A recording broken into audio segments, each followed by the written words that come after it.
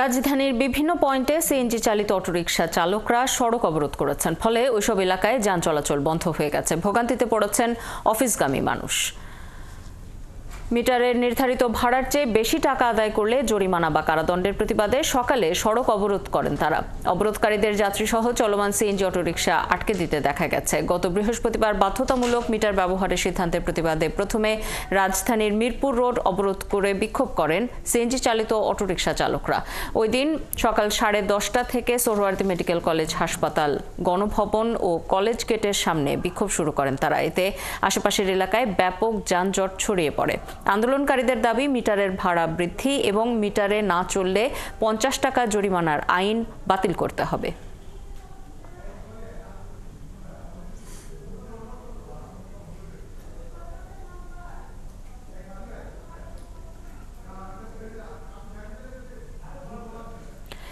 CNG autorickshaw চালকদের সড়ক অবরোধের কর্মসূচিতে রাজধানী জুড়ে ভোগান্তিতে পড়েছেন অফিস এবং স্কুলগামী মানুষ। একই সঙ্গে রাজধানীর বিভিন্ন পয়েন্টে সড়ক অবরোধ করায় বাড়ছে যানজট। এই খবর সংগ্রহে আমাদের সঙ্গে সরাসরি যুক্ত হচ্ছেন সহকর্মী সুমন মাহমুদ।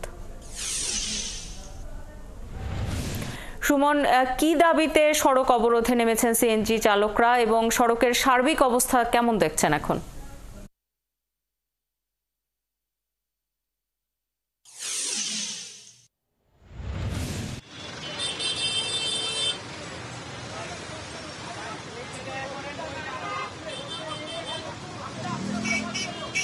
শাওন, আপনাকে ধন্যবাদ। আপনি জানেন যে সিএনজি চালক যারা আছেন তারা আসলে আজকে সকাল থেকেই অবরোধে নেমেছেন। রাজধানীর বিভিন্ন পয়েন্টে তারা অবস্থান নিয়ে অবরোধ করেন। এই অবরোধের মূল কারণ ছিল যে নির্দেশনাটি ছিল যে সরকার নির্ধারিত ভাড়ার অতিরিক্ত ভাড়া যদি তারা গ্রহণ করে সেক্ষেত্রে তাদের জরিমানা করা হবে এবং মামলা দেওয়া হবে। এই বিষয়টিকে আসলে তারা মেনে নিতে না পেরে তারা সড়ক অবরোধ করে। ঠিক আমরা এই মুহূর্তের রামপুরার যে ব্রিজটি আছে, ব্রিজের এখানে আমরা অবস্থান করছি। সেখানে আমরা এসে কিছু সিএনজি চালকদের সাথে আমরা কথা বলেছি। তারা সেখানে অবস্থান করছিলেন। ঠিক 10:30টার সময় ঢাকা মেট্রোপলিটন পুলিশ ডিএমপি থেকে একটি নির্দেশনা আসে যে নির্দেশনাটি দেওয়া হয়েছিল সেটি তারা বাতিল করেছে এবং সড়কে তারা যাতায়াত স্বাভাবিক করার জন্য সিএনজি চালকদের তারা দাবি জানিয়েছে। এমন দাবির প্রেক্ষিতে আসলে এমন নির্দেশনার পরপরই আসলে যারা সড়কে অবরোধ করেছিলেন সিএনজি চালকরা তারা আসলে সড়ক ছেড়ে দেয়। ঠিক এই মুহূর্তে সড়কে বেশ চাপ রয়েছে, গাড়ির যে চাপ রয়েছে সেটি আমরা দেখতে পাচ্ছি। রামপুরার আসলে প্রত্যেকটি সড়কে আসলে এখন গাড়ি চলাচল শুরু হয়েছে এবং সাধারণ মানুষের ভোগান্তি ছিল, সেই ভোগান্তি ছড়িয়ে এখন তারা কোনো রকম চলাফেরা করতে পারছেন।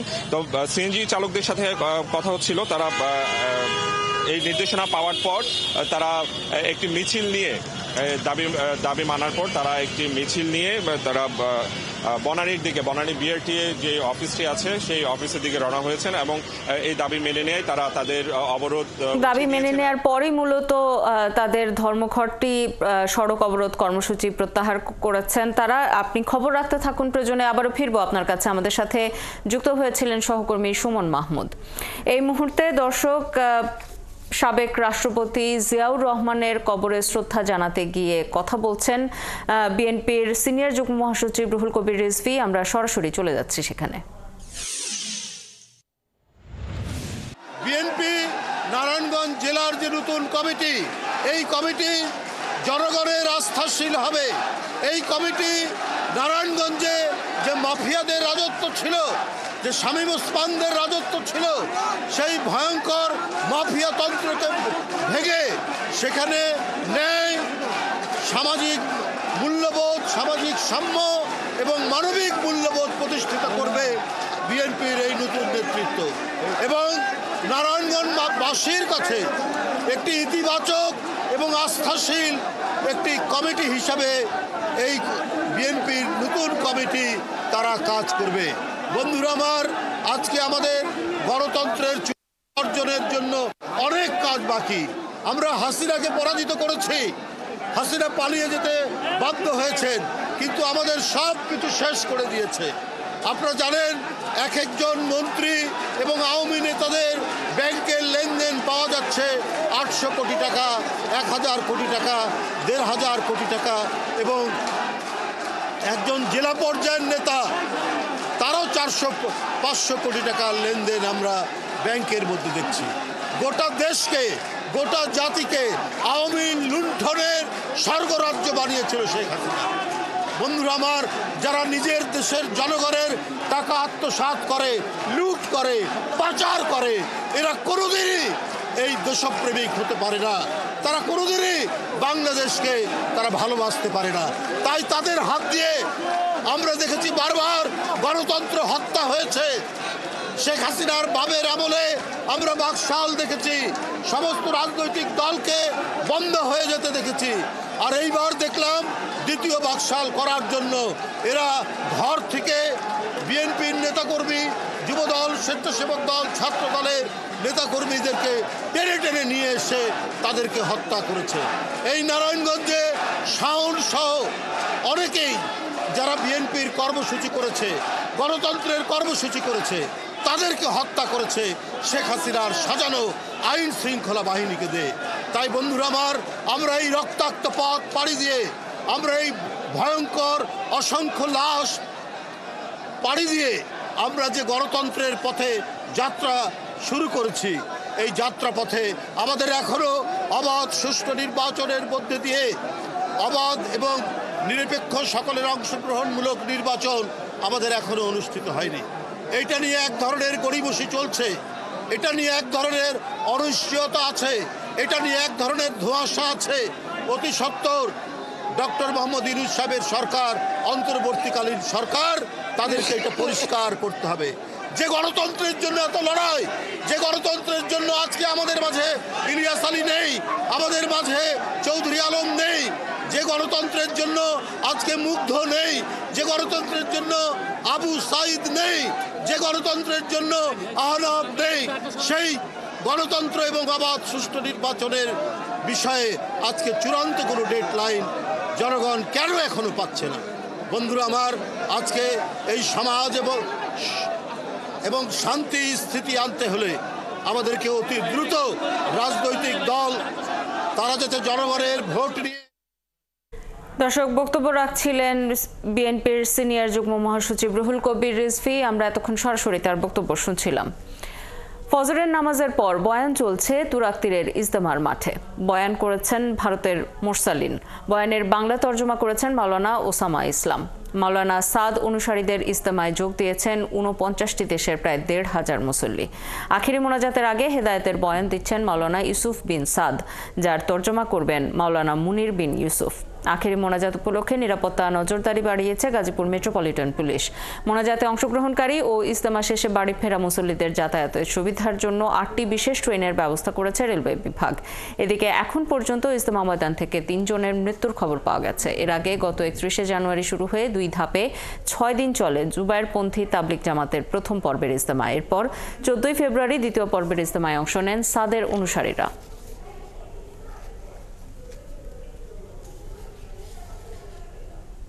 গুনাহ করছি, গুনাহ মাফের জন্য আমরা এখানে এই আখেরি মুনাজাত পর্যন্ত থাকার জন্য মানে একটা আশা আর কি। মূলত এটা বিশ্ব ইজতেমা, কারণ যেখানে বিশ্বমের নির্দেশে ইজতেমাটা হয়, এটি মূলত বিশ্ব ইজতেমা। দাওয়াতের কাজ, আল্লাহর কাজ, আল্লাহ রাসূলের কাজ, সারা বিশ্বের উম্মাত যাতে একসাথে এক প্ল্যাটফর্মে উঠিয়ে আমরা এই দিনের কাজ করতে পারি। আমরা সারা বিশ্বের মুসলমানদের জন্য শান্তি কামনা করছি এবং কোনো দল বল নির্বিশেষে আমরা বিবাদ মুক্ত শান্তি চাই। সব মুসলমান এক হয়ে সামনের বছর থেকে ইজতেমা শুরু করে ইজতেমাতে আসে, এটাই আমরা মঙ্গল কামনা করি। বেলা 12টায় বিশ্ব ইজতেমার দ্বিতীয় পর্বে আখিরি মোনাজাত শুরু হবার কথা। সেখানে আছেন আমাদের সহকর্মী মাইনুল মারুফ, যুক্ত হচ্ছে তার সাথে। মাইনুল, ইজতেমার আখিরি মোনাজাতে এইবার কত সংখ্যক মুসল্লি অংশ নিচ্ছেন? সার্বিক অবস্থা কেমন দেখছেন?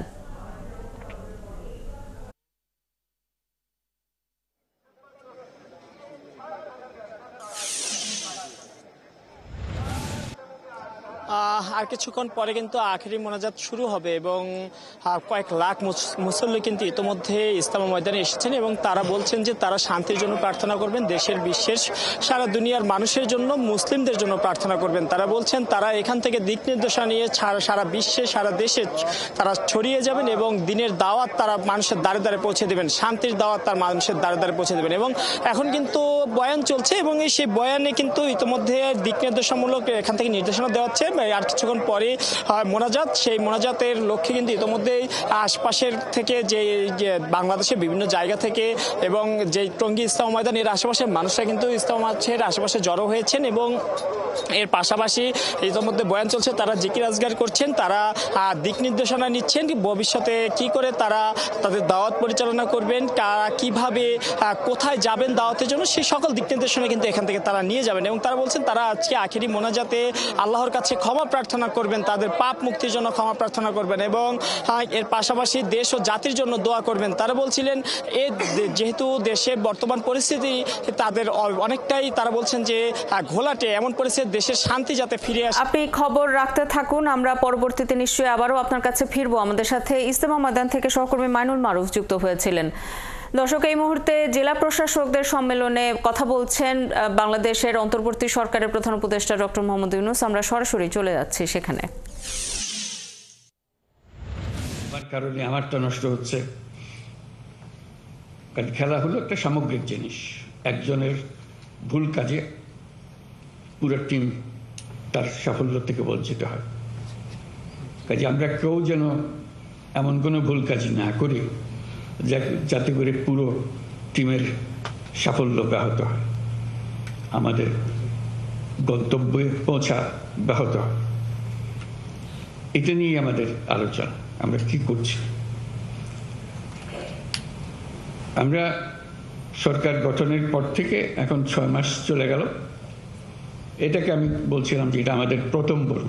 আয়োজন করার জন্য যে সময় লাগে, অনেক ভুলভ্রান্তি হয়েছে এই আয়োজনের সময়। এখন সেগুলো ঠিকঠাক করে আমরা পুরো খেলার জন্য এখন প্রস্তুত। সেই প্রস্তুতিটা আমাদের হলো কিনা, না হলে কি কি ঘাটতি আছে সেগুলো ঠিক করা। আমি অন্যভাবেও চিন্তা করছিলাম কথাগুলো শোনার সময়। এটা যদি কোনো বড় কোম্পানির এক্সিকিউটিভদের একটা বৈঠক হতো, তাদের যারা শরিক হচ্ছে তারা কি বলতো, নিশ্চয়ই ম্যানেজিং ডিরেক্টরের প্রশংসায় সময় নষ্ট করতো না। তারা বলতো আমি এই কাজ দিয়েছেন আমাকে, আমি এই কাজ করেছি, আমার এই সাফল্য হয়েছে, আমি ওই আরো এই কাজের জন্য প্রস্তুত। আমি দুভাবে দেখালাম, একটা হলো যে খেলার মাঠের খেলোয়াড়, একটা হলো ব্যবসায়িক প্রতিষ্ঠানের ফিল্ড অফিসারদের তাদের বক্তব্য। এই সরকারের যে খেলোয়াড় যারা আমরা আছি, তাদের এই ভূমিকা ওই দুই গোষ্ঠীর মধ্যে কোনোটার মতো হতে হবে, যে আমরা কি করছি, কি করার দরকার, কোথায় আমরা আটকে যাচ্ছি, সেগুলো নিয়ে আলোচনা হবে নিশ্চয়ই। আজকে উদ্বোধনী অনুষ্ঠানে হয়তো হচ্ছে না, অন্য সময় হবে। তো সেখানেও আমাকে প্রধান অতিথি বলাতে আমি একটু কষ্ট পেলাম, যেন আমাকে বাইরে রাখা হলো এই খেলার মাঠ থেকে। হওয়া উচিত ছিল তো আমার খেলার ক্যাপ্টেন, কিন্তু আমার করলে অতিথি। আমি অতিথি হিসেবে বক্তব্য রাখতে চাই না, আমি ক্যাপ্টেন হিসেবে বক্তব্য রাখতে চাই। আমাদের করোনা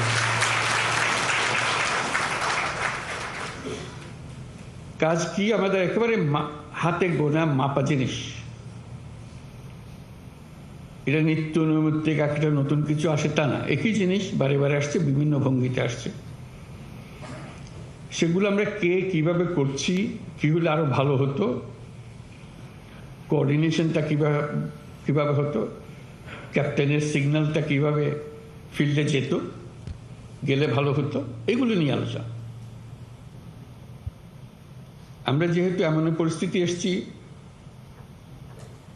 এটা ল অ্যান্ড অর্ডার একটা শান্তি শৃঙ্খলা বজায় একটা মস্ত বড় ইস্যু হয়ে গেল। এটাতে আমরা কে কি পরিমাণ অগ্রসর হলাম, কি করণীয় আমাদের, এটা একটা 1 নম্বর বিবেচ্য বিষয় আমাদের ল অ্যান্ড অর্ডার। এটা যাতে আমরা বিফল না হই, কারণ এটাতেই আমাদের সমস্ত অর্জন সফলভাবে অর্জন হতে পারে অথবা বিফলতায় পর্যবসিত হতে পারে। সেটা কি কোঅর্ডিনেশন হলে, কিভাবে হলে, এটা নিয়ে এই সম্মেলনে আলোচনা হোক। ফিরে যাওয়ার পরে যেন এটা আর বোঝাবুঝির মধ্যে কোনো গলদ না থাকে। আমরা সেখানে কি কি বিষয় অন্তর্ভুক্ত সেগুলো তোমাদের খুব ভালো করে জানা আছে। পুলিশ প্রশাসনের কাজ কি, সিভিল প্রশাসনের কাজ কি, কোঅর্ডিনেশনের কাজ কি। কিন্তু এই যদি বলি ওর কারণে আমারটা হয় না, এটা বলে তো আমরা পার পাবো না। যেহেতু জেলার দায়িত্ব একজনের উপরে, তার সঙ্গে কোঅর্ডিনেশন করেই করতে হয় সবকিছু।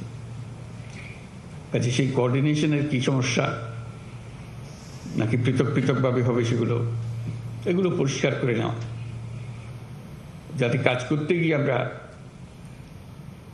অনিশ্চয়তার মধ্যে পড়ে না যাই। তো সেখানে আমাদের শৃঙ্খলা ভঙ্গ হলে কি করতে হবে, উপর থেকে নিচে পর্যন্ত চেইন অফ কমান্ড কিভাবে যাবে। এই নয় যে এটা আমার কাজ ছিল না, কাজে আমি আর মনোযোগ দিই নাই, এটা তো বললে হবে না। আমরা তো সবাই মিলে সরকার, এটার থেকে আমাদের উদ্ধার করতেই হবে।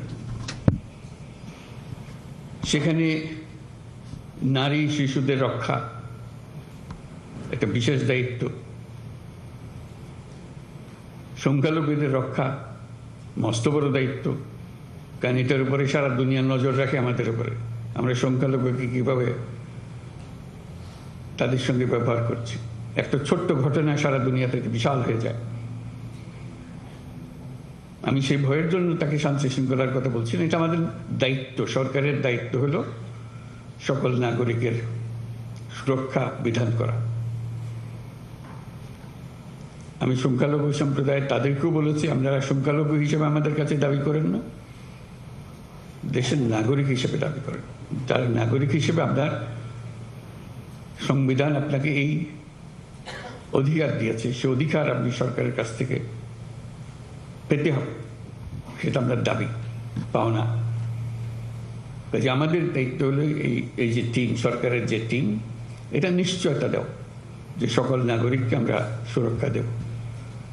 কে কোন ধর্মে বিশ্বাস করে সেটা আমাদের বিবেচ্য নয়, সে দেশের নাগরিক, সেই হিসাবে তাকে আমরা রক্ষা করব। এবং আমি এই সরকার তারও সরকার, কাজে আমি তারই সেবা করতে প্রস্তুত। এটা আমাদের একটা বড় কাজ। সামনে যে আমরা যে সমস্ত কর্মসূচি নেব তার মধ্যে এটা সবসময় হাইয়েস্ট পয়েন্টে উচ্চতম স্থানে থাকবে। তারপরে সমসাময়িকভাবে যে সমস্ত বিষয়গুলো হয়, যেমন বাজার দর, এটা নিয়ে বহু কথা হয়, সেখানেও একটা প্রতিযোগিতামূলক ব্যবস্থা হতে পারে। আমার জেলায় বাজার দর সবচেয়ে ভালো, একটা প্রতিযোগিতাও তো থাকবে, আমাদের কাজের মধ্যে আনন্দও তো আসতে হবে। আমার জেলায় শান্তি শৃঙ্খলা সবচেয়ে আমি ভালো রাখতে পেরেছি, আমার জেলায় সবচেয়ে ভালো বাজার দর, কোনো চাঁদাবাজি নাই, বা যা যা অসুবিধা থাকে একটা জায়গায় সেগুলো নেই, আমি সেটা করেছি। আমি প্রতিযোগিতায়, নিজেদের মধ্যে প্রতিযোগিতায়, খেলোয়াড়দের মধ্যে প্রতিযোগিতায় আমি উপরে আছি। সেই জন্য আমার মনে হয় আলোচনার মধ্যে একটা কিছু থাকা দরকার, এটা একটা কাঠামো থাকা দরকার। র্যাঙ্কিং, জেলা জেলা, সব জেলা, 1 নম্বর জেলাকে, 2 নম্বর জেলাকে, 3 নম্বর জেলাকে, ক্লাসে যেরকম আমরা 1st, 2nd, 3rd করি, এটা তো হতে পারে আমাদের কাজের মধ্যে আমরা কোথায় আছি, কোন অবস্থানে আছি, নাকি সবাই জেলা একরকম তো না, হয় না এটা। তার মধ্যে একটা প্রতিযোগিতা আছে। আমি 1 নম্বরে আছি, আমি 2 নম্বরে আছি, 3 নম্বরে আছি, একজন 64 নম্বরে আছে। একজনকে 64 নম্বরে থাকতে হবে, তার চেষ্টা হবে আমি যেন আর 64 নম্বরে না থাকি। আমি সার্বিক বিচারে আমি এখন অনেক ধাপ এগিয়ে গেছি। এই র্যাঙ্কিংটা থাকলে নিজেদের মধ্যে আনন্দ হয়। এটা কাউকে মন খারাপের জন্য না, এটা আনন্দের জন্য যে আমি গতবার এই ছিলাম, এবারে এই হয়েছে, গত বছর এই ছিলাম, এই বছর এই হয়েছে। এটা পরিষ্কারভাবে আমরা দেখতে চাই। এটা প্রতিযোগিতার একটা মনোভাব আসুক, এবং সেই প্রতিযোগিতায় যদি আমি ক্রমাগতভাবে 6 মাস কি 1 বছর 1 নম্বরে থাকি বা 10 নম্বরের ভেতরে থাকি, তাহলে আমাকে একটা পুরস্কার দেবে, একটা রিকগনিশন দেবে। আমরা যখন বলবো সবাই, এটা পুরস্কার দেওয়া হবে যে হ্যাঁ এটা গত বছর সারা বছর ধরে 1 থেকে 10-এর মধ্যে ছিল, ওঠানামা করেছে কিন্তু 1 থেকে 10-এর মধ্যে বা 10 থেকে 20-এর মধ্যে, ইত্যাদি ইত্যাদি। এটা একটা বিষয় হতে পারে যে আনন্দ এবং কাজ দুটো একসঙ্গে মেলানোর জন্য, এবং তার স্বীকৃতি। এটাই জন্য বললাম, আমি যখনই এখানে আসার পরে, সরকারে আসার পরে সরকারি কর্মকর্তা সবার সঙ্গে দেখা হয়, কথা প্রসঙ্গে একটা কথা প্রকারান্তরে শুরুতে শেষে মাঝখানে বলে, আমি যখন ওখানে ডিসি ছিলাম, অমুক জায়গায় ডিসি ছিলাম, ডিসিটা তার সবচেয়ে স্মরণীয় অধ্যায়। তারা এখানে চলে এসেছে, বহু উঁচুতে অবস্থানে আছে, কিন্তু সবচেয়ে স্মরণীয় অধ্যায় হলো আমি যখন অমুক জেলার ডিসি ছিলাম তখন আমি এই করেছিলাম। এটা তার একটা স্বাতন্ত্র্য। আমি নিজের ইচ্ছায় অনেকগুলো কাজ করতে পেরেছি সেখানে, এবং আমার একটা তারপরে বহু জায়গায় চাকরি করেছি, বহু ধাপে চাকরি করেছি, কিন্তু ওইটাই আমার স্মরণীয়, যেহেতু আমি আমার নিজেকে সেখানে প্রকাশ করতে পেরেছিলাম। এটাই সুযোগ, নিজেকে প্রকাশ করা, নিজের ক্রিয়াশীলতা, সৃজনশীলতা, এগুলো প্রকাশ করা। গতবান্ধা একটা কাজ তো আছে, গতের মধ্যে থাকতে হয়, থাকি, কিন্তু তার মধ্যেও একটা সৃজনশীলতা আছে। এই সৃজনশীলতাকে কিভাবে প্রকাশ করা এবং কে কিভাবে সেই সৃজনশীলতা প্রকাশ করেছে, আমরা যখন এরকম সম্মেলনে বসবো, কথাবার্তা বলবো, তাদেরকে সুযোগ দেবো যে তুমি কি করেছো বলো, এটা সবাইকে শোনাতো। সবাই শুনলো, হচ্ছে মজার জিনিস, কারণ কোনো আইনও ভাঙি না, কিছু করে না, কিন্তু একটা বিরাট জিনিস করে ফেলেছে। অনেকে বলে যে আইনে ছিল না বলে আমি করি না, করতে পারিনি, হয় অনেক সময় আমরা ব্যাখ্যা দিই। ওই আইন, যত আইন আছে সবার মধ্যেই এই কাজ করা যায়, এবং পরে দেখা গেলো আইনটাকে উৎসাহিত করেছে, নিরুৎসাহিত করে না। ওই জিনিসটা দেখি খেয়াল রাখা, যে আমাদের এই জেলায় আমাদের যে সময়টুকু, সেই সময়টুকু যতটুকুই হোক একটা স্বল্প সময়, আমার কর্মজীবনের একটা স্বল্প সময়, কিন্তু যে বললাম এটা খুব স্মরণীয় অধ্যায় হতে পারে যদি আমরা করতে চাই, যার যার মধ্যে করতে চাই। আমরা অনেক সময় এখানে বসে, ঢাকায় বসে অনেক সিদ্ধান্ত নিই, সেটা জেলা পর্যায়ে গিয়ে কিভাবে প্রকাশিত হয়, কিভাবে এটা ইমপ্লিমেন্টেড হয়, জানার কোনো সুযোগ থাকে না আমাদের। যেমন আমরা বারে বারে কথার মধ্যে আসি জন্ম নিবন্ধন, এটার কোনো মা বাবা আছে বলে আমার মনে হয় না। নিয়ম আছে কিন্তু মা বাবা নাই।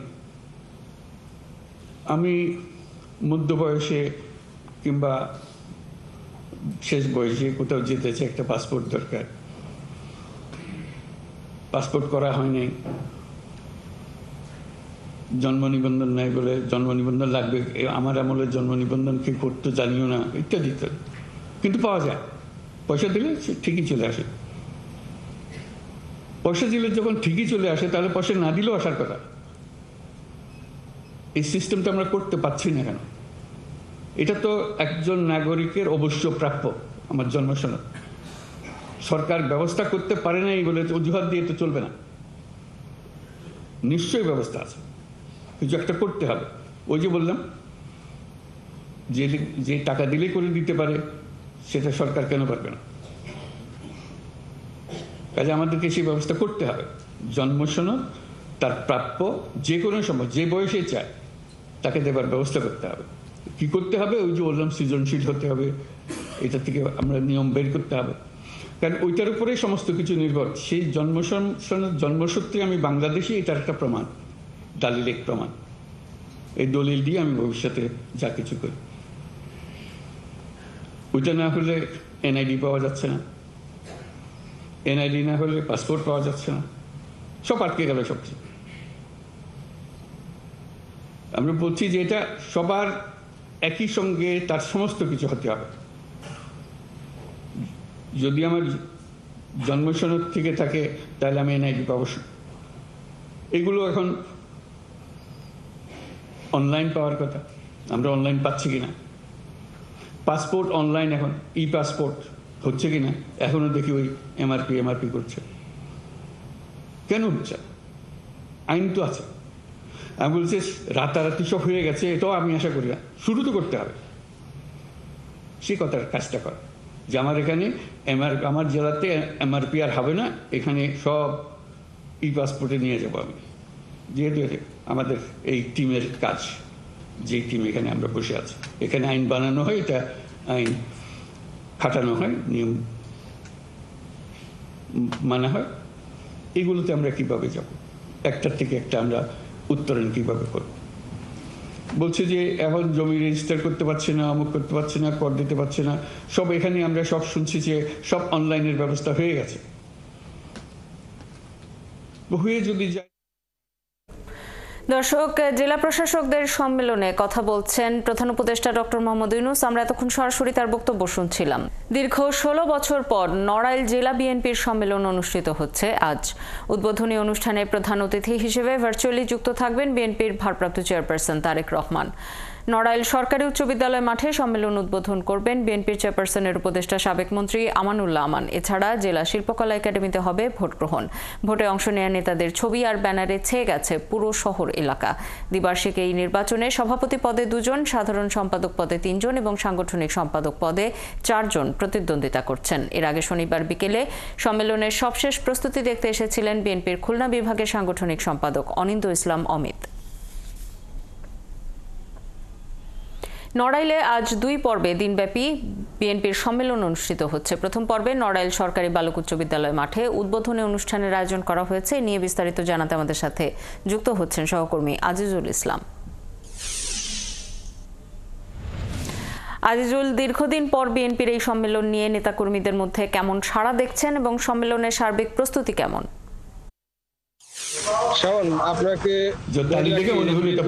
বছর পর কিন্তু নড়াইলে এই প্রথম মাধ্যমে আমাদের জাতীয়তান্ত্রিক নড়াইল জেলা আমার বলার কারণে তালি দেওয়ার অর্থ হলো এটা সুন্দর কাজ হয়েছে। তবে আজ দুপুর তার মানে এই কথা বলে পৌঁছে না, আমরা এখানে সিদ্ধান্ত নিয়ে বসে আছি আগামী কিছুদিন আগে। এই যে দূরত্ব, এটাও জানি না, এগুলোর কোনো কারণ বিনা কারণে মানুষ হয়রানি করাটাই যেন আমাদের ধর্ম। সরকার মানে মানুষকে হয়রানি করা, এটার থেকে উল্টে যায় সরকার ভিন্ন জিনিস সম্পূর্ণ শেষ হয়েছে। এবং এই কাউন্সিলের মাধ্যমে প্রতিটা কাউন্সিলের মাধ্যমে সেখানেও কিন্তু উৎসব মুখর পরিবেশেই আমাদের এই বিএনপি সম্মেলন অনুষ্ঠিত হয়েছে। এই সম্মেলনের মাধ্যমে যেসব সভাপতি সেক্রেটারি নির্বাচিত হয়েছিলেন তারাই কিন্তু 101 সদস্য বিশিষ্ট একটা কমিটি গঠন করছে এবং সেই কমিটিটি করে মোট আজকে কাউন্সিলের মোট ভোটার সংখ্যা হচ্ছে 7 জন, 7টা কাউন্সিলের। আমাদের সঙ্গে আসলে যেহেতু উৎসবমুখর পরিবেশে এই কাউন্সিল অনুষ্ঠিত হবে, এখন চলছে নড়াইল সরকারি উচ্চ বিদ্যালয় মাঠে। সেখানে ভার্চুয়াল ভাবে বিএনপির ভারপ্রাপ্ত মহাসচিব চেয়ারম্যান তারেক রহমান সেখানে ভার্চুয়াল যুক্ত হবে। এখনো তিনি যুক্ত হননি, হয়তো কিছুক্ষণের মধ্যে তিনি যুক্ত হবেন। আর আমার সঙ্গে এই মুহূর্তে আছেন জেলা বিএনপির যে কাউন্সিল গঠিত হবে, সেই কাউন্সিলের নির্বাচন পরিচালনা কমিটির একজন সদস্য আছেন অ্যাডভোকেট তারিকুজ্জামান লিটু।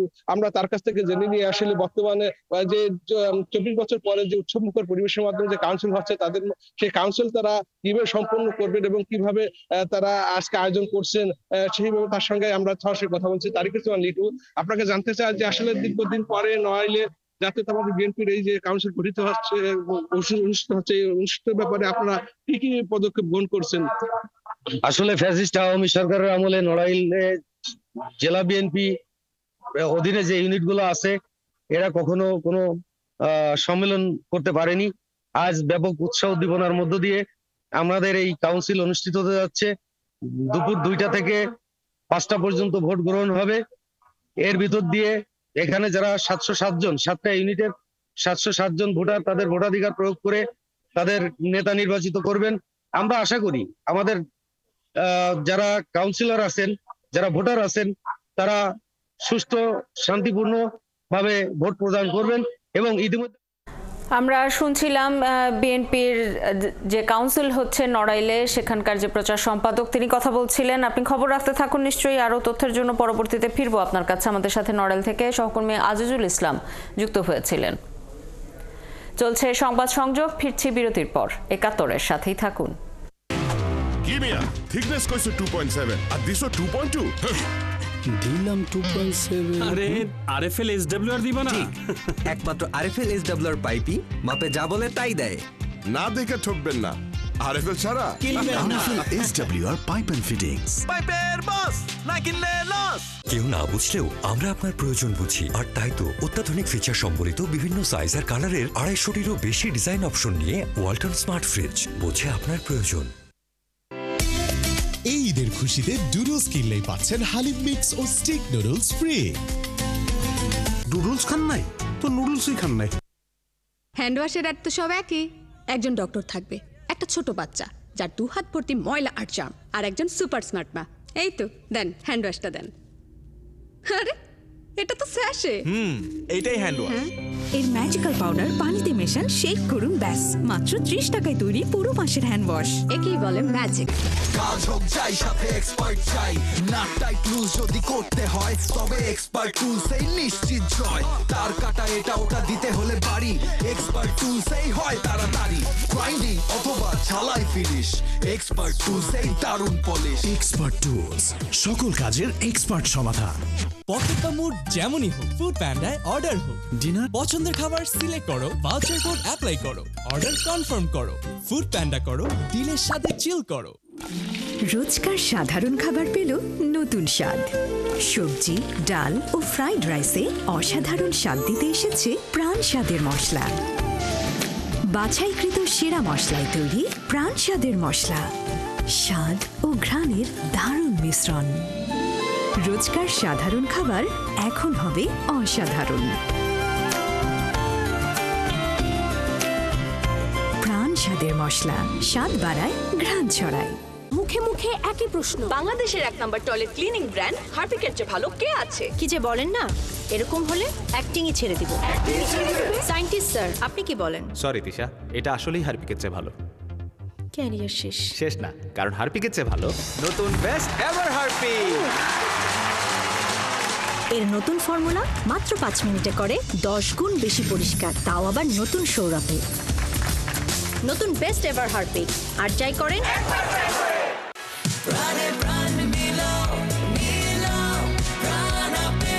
প্রাণ আপের রিফ্রেশিং স্বাদে প্রাণে প্রাণ মিলাও। গাড়িটা আমার প্রেজেন্ট, আমার ফিউচার, আমার হ্যাপি লাইফ। আইডিএলসি আমার ফাইন্যান্সিয়াল পার্টনার বলেই কার লোন আমার কাছে লাইফ ইনভেস্টমেন্ট।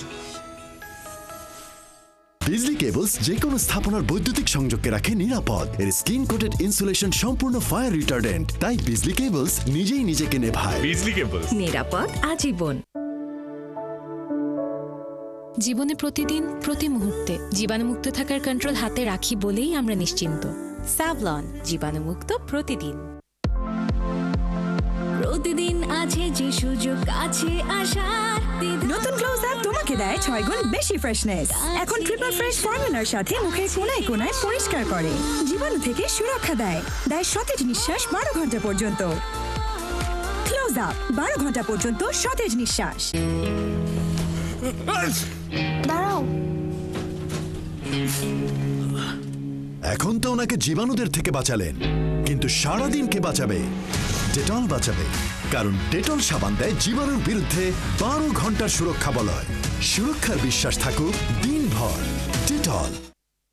শীতের দিনে কেউ এসি কিনে? Vision hot and cool AC, 12 মাসি এসি। 12 মাসি এসি? ভিশন এসিতে গরমে ঠান্ডা আর শীতে পাবেন গরম হাওয়া। Vision hot and cool AC 4-ওয়ে সলিনয়েড ভালভ টেকনোলজিতে হিটিং ও কুলিং দুই মোডেই কাজ করে সমানভাবে।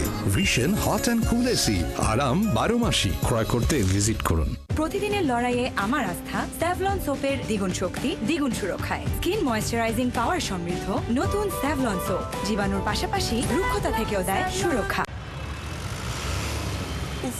কি ধোঁয়া! ভাই সিএনজিটা একটু সামনে নাও না। দিনে যখন ধোঁয়া থেকে বাঁচাও তাহলে রাতে ধোঁয়া কেন? তাহলে গুড নাইট লিকুইড মেশিন, এটা মশা তাড়ায়, ধোঁয়া ছাড়ায়। Good night liquid machine. কয়েলের চেয়ে দ্বিগুণ শক্তি নিয়ে নতুন ফর্মুলায় গুড নাইট লিকুইড।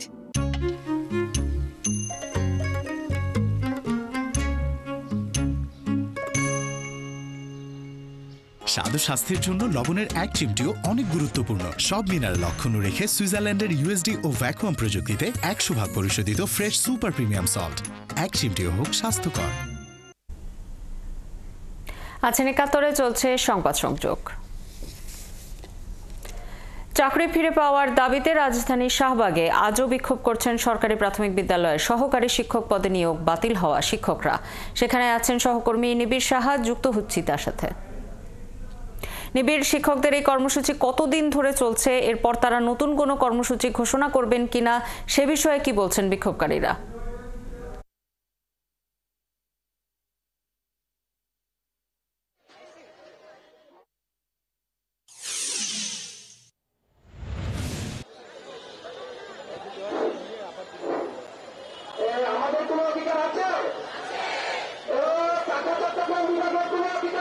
আসলে টানা 11 দিনের মতো শিক্ষকদের এই আন্দোলন চলছে এবং আজকে সকাল থেকে তারা শাহবাগ জাতীয় জাদুঘরের সামনে কিন্তু তারা অবস্থান নিয়েছেন এবং তারা এখানে সমাবেশ করছেন এবং তারা বলছেন যে আসলে যে পর্যন্ত তাদের যে দাবি সেই সুপারিশপ্রাপ্ত যে 6,531 জন শিক্ষকের যতদিন পর্যন্ত না যোগদানের তারিখ ঘোষণা করা হবে কিংবা দিন ঘোষণা করা না হবে সে পর্যন্ত কিন্তু তারা আন্দোলনে থাকবেন। আমরা কথা বলেছিলাম তাদের সাথে, তারা কিন্তু বলছেন যে আসলে তারা ঢাকা এবং চট্টগ্রাম বিভাগের এই যে তারা যারা আন্দোলন করছেন তারা কিন্তু আসলে তৃতীয় ধাপে তারা চূড়ান্তভাবে যে ফলাফল ঘোষণা করা হয়েছে সেই চূড়ান্তভাবে কিন্তু তারা আসলে সুপারিশপ্রাপ্ত।